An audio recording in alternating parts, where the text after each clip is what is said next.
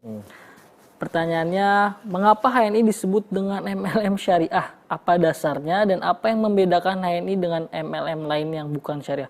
Ada tambahan pertanyaannya nih dok, bagaimana mensikapinya dok dengan MLM yang bukan syariah ataupun konven, apakah kita harus seperti apa mensikapinya dok?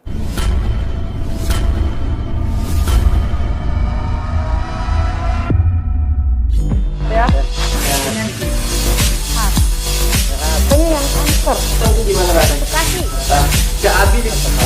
Luar biasa. Jadi Promil, program hamil.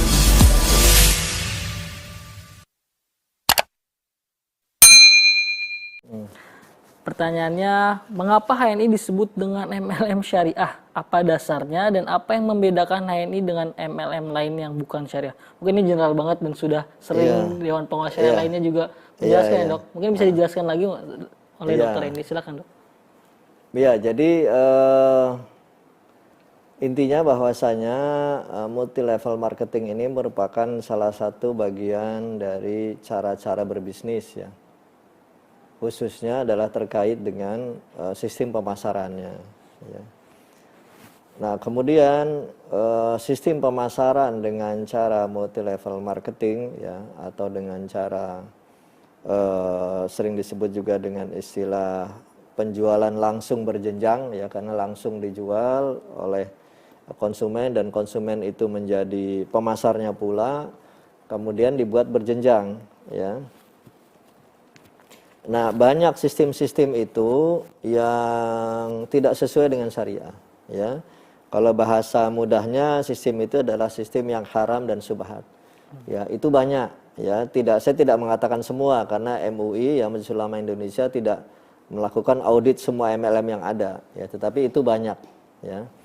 Nah, oleh karena itu kemudian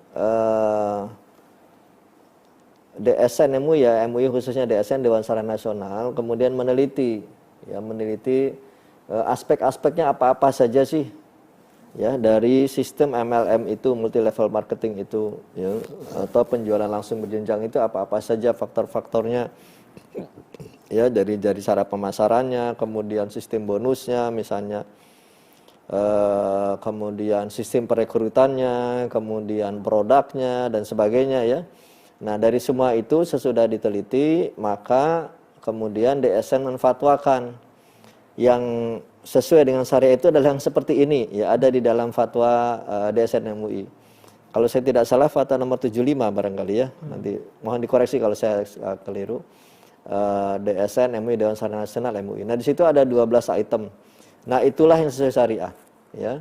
Kalau di luar itu tidak sesuai syariah, ya. Dengan kata lain di luar itu haram atau subhat ya, kalau yang tidak memenuhi kriteria yang 12 itu.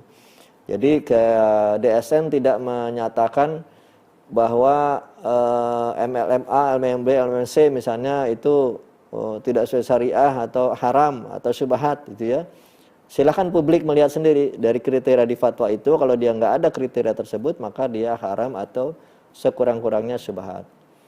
Nah, dari yang sekian itu, dari yang memenuhi kriteria-kriteria tersebut, nah perusahaan-perusahaan tersebut kan kemudian ingin diteliti, ya, ingin dilakukan verifikasi, apakah kami ini benar nggak sesuai dengan memenuhi kriteria tersebut. Ya. Nah, di antara perusahaan-perusahaan yang kemudian mengajukan apakah kami benar seperti itu adalah HNI HPAI. Ya, nah oleh karena itu kemudian oleh DSN dilakukan audit, ya, dilakukan visitasi, kemudian dilakukan verifikasi mana-mana yang apakah memang memenuhi kriteria atau tidak. Ya. Nah ketika itu memenuhi kriteria maka dinyatakanlah bahwa ini adalah MLM syariah. Ya. Nah cara ini ya Bapak siapa tadi penanya? Pak Dede Suherman. Pak Dede Suherman ya. Cara seperti ini tidak ada di tempat lain kecuali di Indonesia. Ya, mungkin di Malaysia ada, saya kurang tahu ya. Tapi di Timur Tengah tidak ada. Ya, jadi makanya kalau kita nanya fatwa Indonesia kan menghalalkan MLM ya, sedangkan semua ulama Timur Tengah mengatakan MLM itu haram ya. Itu jawaban yang pertama bahwasannya MUI itu sama dengan Timur Tengah. Ya. Kita juga tidak menghalalkan MLM. Yang kita halalkan itu yang ada kriteria yang 12 itu.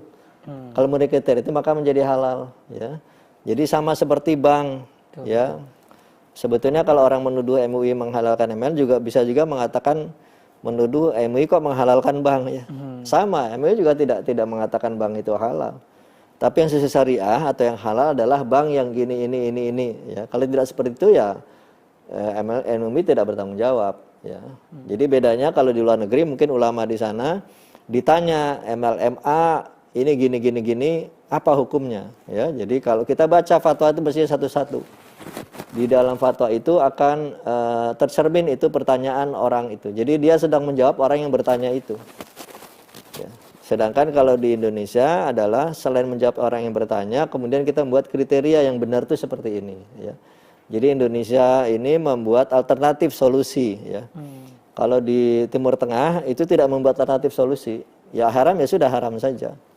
Ya, kenapa begitu? Ya itu terserah mereka, itu hak mereka juga, ya, hak ulama dan masyarakat di sana.